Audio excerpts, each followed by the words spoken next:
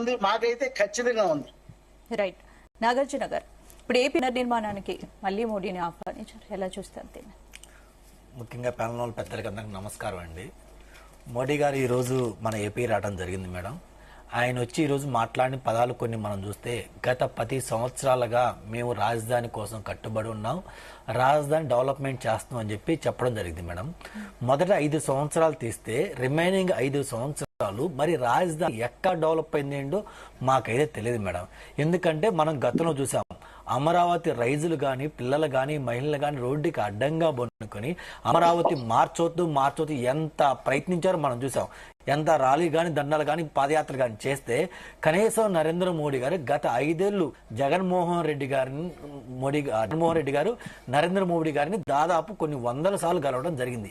మరి కలిసిన ప్రతిసారి మీరు రాజధాని మార్చొద్దు, రాజధాని అదే ఉంచండి, అది సెంట్రల్ ప్లేసు, అది డెవలప్మెంట్ చేసుకోండి, మేము మీకు ఫండ్ ఇస్తామని ఒక్కసారి అని చెప్పడం జరిగింది మేడం. అంటే ఒక్కసారి చెప్పడం కూడా జరగలేదు మేడం.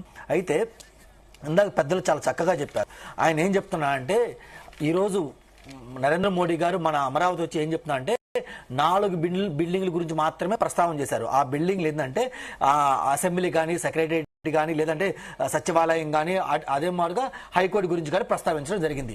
ఇందాక పెద్దలు చెప్పినట్టు ఆ 4 బిల్డింగ్లు కడితేనే రాజధాని అయిపోయిద్దా, రిమైనింగ్ వాడికి దేనికి ఫండ్ దాదాపు చూస్తే ఈ రోజు 50,000 కోట్లు 60,000 కోట్ల శంకుస్థాపన జరిగితే అందులో నేషనల్ హైవేకి మాత్రమే కొంత ఇచ్చారు మేడం. కానీ రాజధానికి నేనేం చేస్తున్నాను, ఎంత ఇస్తున్నాను అసలు చెప్పడమే జరగలేదు మేడం.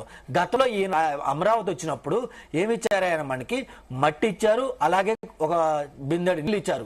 ఆ నీళ్ళు తప్పించి ఏమి ఇచ్చిన పాపాను బలం లాస్ట్ టైం. ఇప్పుడు ఏమి ఇచ్చారా అంటే పవన్ కళ్యాణ్ గారికి ఒక చాక్లెట్ ఇవ్వడం జరిగింది మేడం. అంటే నాడు కనీసం అయ్యే నీళ్ళన్నా మట్టి అని ఇచ్చారు.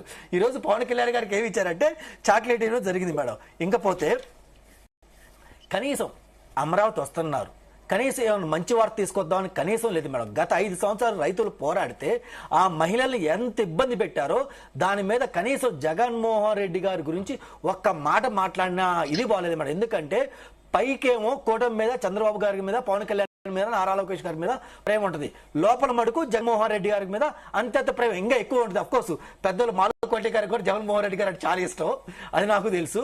సో రాజధాని ఎందుకు అయింది, కనీసం జగన్మోహన్ రెడ్డి గారికి చేసిన అవినీతి అక్రమాలు ఎందుకు ఒక్కసారి కూడా మాట్లాడటం జరగలేదు మేడం. ఇంకపోతే నారా చంద్రబాబు నాయుడు చెప్పని చెప్పారు. ఏమని చెప్పారు, విశాఖ స్టీల్ గురించి ప్రైవేటైజేషన్ ఉండదు, అక్కడే ఉంటుందని చెప్పడం జరిగింది. కనీసం నరేంద్ర మోడీ గారు బాబు గారు ఎందుకు చెప్పారు, కనీసం అది ప్రకటిస్తారని చెప్పారు. కనీసం నరేంద్ర మోడీ గారు అది కూడా ప్రకటించడంలో కూడా విఫలమయ్యారు మేడం. ఏమని, మేము ఇందాక బాబు గారు చెప్పినట్టు ఏదైతే విశాఖ స్టీల్ గురించి మాట్లాడారో అది మేము ప్రైవేటైజేషన్ చెయ్యం, అది అలాగే ఉండదు. కనీసం ఆ ఒక్క మాట కూడా చెప్పడానికి నరేంద్ర మోడీ గారికి మనసు రాలేదు మేడం. ఎందుకని చెప్తున్నా అంటే, ఈ రోజు ఈయన వచ్చి ఏం చెప్తున్నారంటే ఏపీ ప్రజల గురించి కానీ, ఏపీ యొక్క ల్యాండ్ గురించి, ఆ యొక్క ఇది గురించి మాట్లాడడం జరిగింది. అది అందరికి మనకు తెలుసు మేడం. మన యొక్క ఏపీ ల్యాండ్, తెలుగు ప్రజల ల్యాండ్ ఎంత గొప్పదో, మన దేవతల రాజధాని అమరావతి ఎంత ఇష్టమైందో మన అందరికి తెలుసు. అది కాదు మనకు కావాల్సింది. ఈ రోజు అమరావతి వస్తున్నందుకు మీరు అమరావతికి ఏం తీసుకొస్తున్నారు, ఏం చేయబోతున్నారు ఏందని అది మరీ చెప్పాలి మేడం.